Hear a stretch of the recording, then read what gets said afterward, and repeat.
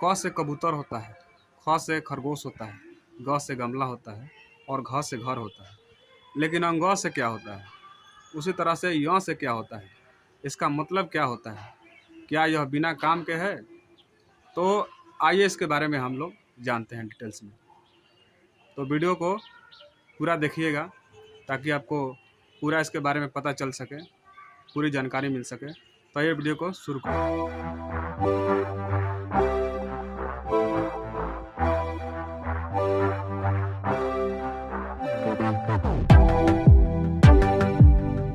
तो दोस्तों ये मेरे से पूछ रहा था कि क से कबूतर होता है, ख से खरगोश होता है, ग से गमला होता है, घ से घर होता है।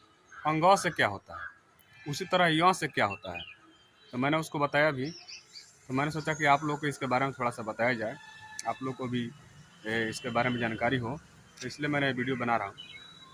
तो दोस्तों मैं ज़्यादा डिटेल्स में नहीं जाऊँगा, क्योंकि वर्णों का आविष्कार किसने किया, अक्षरों का आविष्कार किसने किया, कब हुआ, इस पे जो हमारे इतिहासकार है, चाहे जो वैज्ञानिक है, कोई भी है, उनका मत एक जैसा नहीं है। कोई कहता है 3500 साल पहले हुआ, कोई कहता है 800 ईसा पूर्व पहले हुआ। लोगों का अलग अलग विचार है, तो मैं इस पर ज़्यादा डिटेल्स नहीं जाऊँगा। मैं सीधे आता हूँ टॉपिक पे।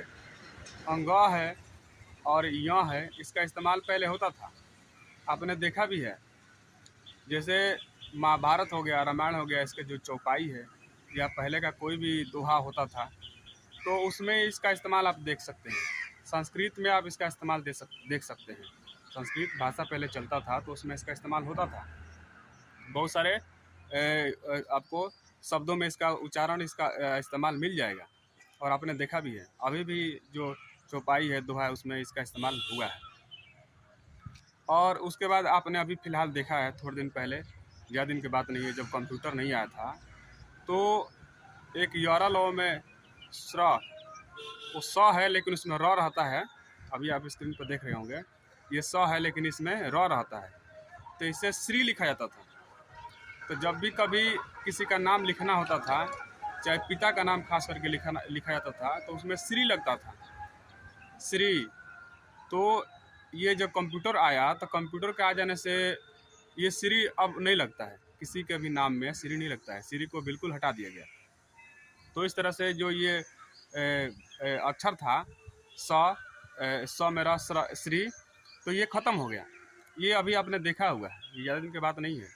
हमने अंग और य का तो मतलब देख रहे हैं कि बहुत दिनों से वैसे ब्लैंक है, लेकिन ये श्री जो था अभी इस्तेमाल हो रहा था कुछ दिन पहले तक। उसके बाद जैसे श्रृंगार, इस श्रृंगार इसी से लिखा जाता था। महिलाएं जो श्रृंगार करती है तो इसी से लिखा जाता था। लेकिन अब क्या है कि इंग्लिश का शब्द आ गया, मेकअप, तो कोई भी आदमी श्रृंगार नहीं कहता है, ना महिलाएं कहती है, उसका इस्तेमाल करती है शब्द का, श्रृंगार का, और ना ही कोई करता है। सब लोग मेकअप बोलते हैं डायरेक्ट। तो अब श्रृंगार जो शब्द है वो भी ख़त्म हो गया। तो इस तरह से ये जो अक्षर है, इसका वैल्यू इस तरह से धीरे धीरे ख़त्म हो गया, और हो गया ही, बिल्कुल ख़त्म हो गया है। और श्रृंगार के बाद श्राप होता है। तो अब कोई श्राप पे ना विश्वास करता है, ना कोई श्राप देता है, ना कोई इस तरह का ऋषि मुनि महर्षि है।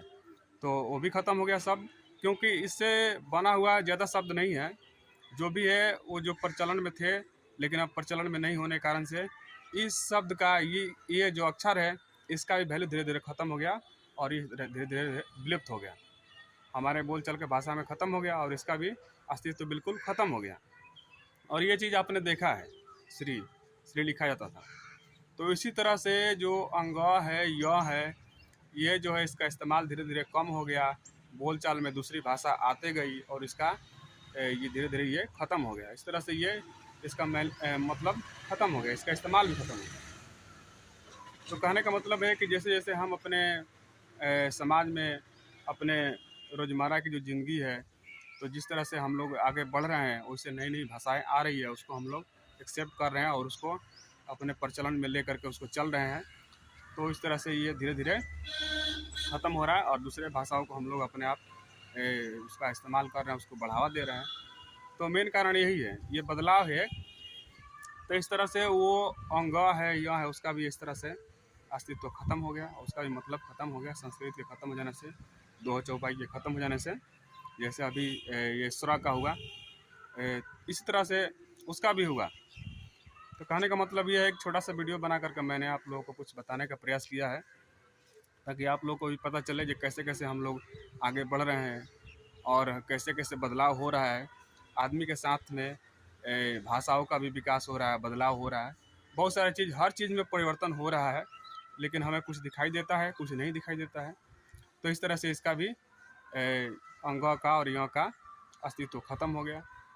तो मिलेंगे अगले वीडियो में, तब तक के लिए जय हिंद जय भारत।